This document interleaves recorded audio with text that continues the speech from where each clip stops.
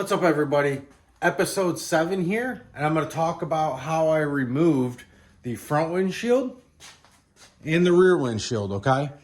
Or window, rear window, not windshield. I don't know why I said windshield. Definitely rear window.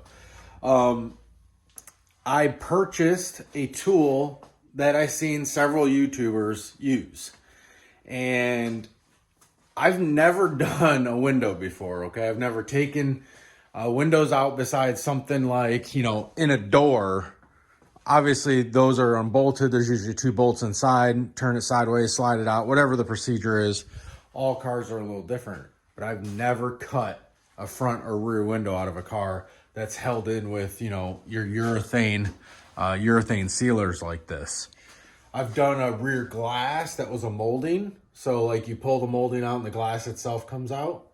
I've never put one back in that way, but I've successfully removed one that way.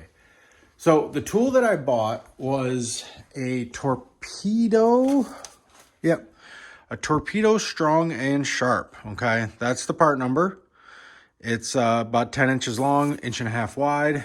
This is the SKU. I believe it was $38 on Amazon. But literally everybody I watched on YouTube was using it, and it made it look so much easier than the old like piano wire style cutting or the gouging tools. I feel like I'd be terrified to use any of those, and this right here was something I was more familiar with. I've used Sawzalls a ton. I know how to handle it, so I gave it a shot. So I have a little handheld Ryobi Sawzall. Now, I hit up a buddy right before I did this, and he pointed something out to me that I didn't think about. That's just a stainless steel blade on that Ryobi, right? So as you're cutting through the urethane, this stuff's going to get hot and kind of not remelt, but get sticky, and it would lock that blade up. I didn't know this at the time. He was explaining it to me. And he said you just use some Windex, okay? So I had a bottle of Windex with me. And as I'm cutting, I'm on the inside of the window, right? I'm on the inside of the window, and I'm just spraying the Windex. So say if I'm doing this bottom edge, I just soak that whole bottom edge with Windex. And then I come in there with the blade, okay? Just come in there with the blade like this, up underneath it.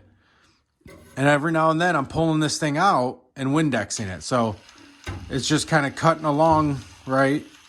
Cutting along the bottom, using Windex, cut along the top. And obviously I'm at full trigger while I'm doing this too. And it pulls quite a bit. There's quite a bit of force on there. I kind of had to have one hand stabilizing the blade like this as the other hand was operating the trigger, because this thing right here would want to bend back and forth. So I kind of had one hand like that. So I was using these gloves here. And what I found is yesterday, there's a spot right there on my thumb where it was getting real hot. And it actually ended up burning my hand. So definitely got to be careful. I don't know if it's really a burn or a callus, but either way, didn't feel good. Blister this morning. One thing on this blade is that it's only sharpened one way. Okay, you can kind of see it right there just above my thumb.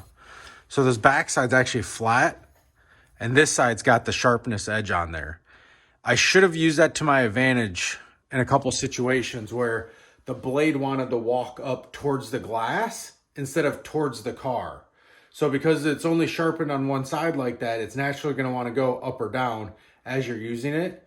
So you have to be careful and pay attention. If it's starting to go up towards the glass and you can't stop, flip it around and go at it again, and it should dig down towards the car. I would rather dig down towards the car and have to clean up my paint or, fix that area anyways, because let's be honest, I'm going to go through and this whole area will be cleaned and repainted.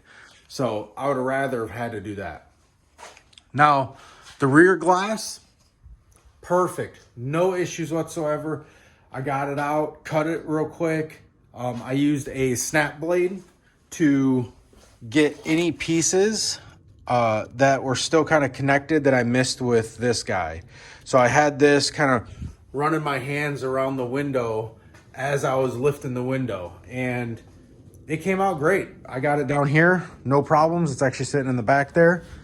Now the windshield, I did the top, the sides, and I did all the way to about right there. So a good 80, 90%, probably 90% of the window was done. And what happened is the blade dug into this cowl mount right here, okay? And when it dug into this, you can hear the burr. When it dug into that, it lifted up into the glass and shattered my windshield. Never done this before. We live and we learn. I now know that I need to be careful of which way that blade's going. And if there's anything on the other side of the window like that, where it's like every other little bit, you know, it's not a consistent lip. You know, this right here is a consistent lip. So that saw is just going to cut consistently. But up there, it wasn't. It was like an intermediate, it was every so many inches. It had one of these bosses. And I should have just been more weary of it digging into this and causing it to jump up. So definitely live and learn. If you're doing this yourself, I definitely think anybody can tackle this. It was so easy with that blade and that Sawzall, just so easy. If you just pay attention to something like that and pay attention to which way the blade's going, up and down, I think anybody could tackle this job. I mean, it's probably one of the easiest things I've done on a car. So now that I've learned my lesson of breaking glass because of something like that, I'm hoping that if I ever needed to do it again, I could. So unfortunately, I'll probably have to source another glass from either junkyard or aftermarket, Safe Light Auto, something like that, right? So it's unfortunate, but it is what it is. I'm glad I got the glass out. It was one of the last things that I needed to get off of the car so I can really grind some metal, because grinding dust will stick into glass and you cannot get it out. So definitely don't go grinding in a car near glass or MIG welding near glass, because all those hot metal BBs will stick into the glass and you won't be able to get it out. I do not recommend. I'll probably end up doing Lexan windows, the doors and the rear. The rear doors I probably will leave stationary. The fronts will be able to go down, and then the rear glass will be a Lexan, but the front, I'm going to keep a good safety glass in it, an OEM style safety glass, just because I do plan on street driving this car so much.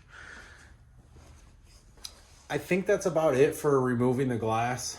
I'm hoping I don't forget anything, but basically, oh, there was one more thing actually, now that I think about it. So I'm going to take this blade out real quick.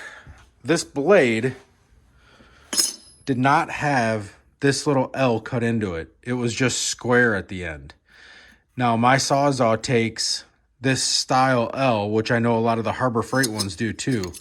So all I did was I took one of my normal metal cutting blades, I laid it on top of there, I traced out the L, and then I just took this over to my belt sander and just did one of these right here, okay? Just kind of ground down that L, and it worked great. So keep that in mind too if you're purchasing this and you have this style Sawzall blade, that you will have to modify it. But 40 bucks, it saved me a ton of time and a ton of labor having to pay somebody to come into my house, come into my garage, cut the windows out, pull them out. That would have been a solid probably $100 at the bare minimum to have somebody do that. For me, it's just not worth it. Again, like I said in my first video, I'm really going to try and pride myself of pushing myself to do things that I've never done on cars before, regardless of outcome or regardless of me having to do them again. I hope that something doesn't come along and really gets me in trouble and cost me a bunch of money, but I've done most of this important stuff when it comes to engine trans, welding, fabrication. That stuff I've been doing my whole life, so I should be good. But so far we're down a windshield. and we're ready to do some serious fabrication. I hope you guys enjoyed the video. I hope you guys learned something, and stay tuned for the next one. You guys have a good night.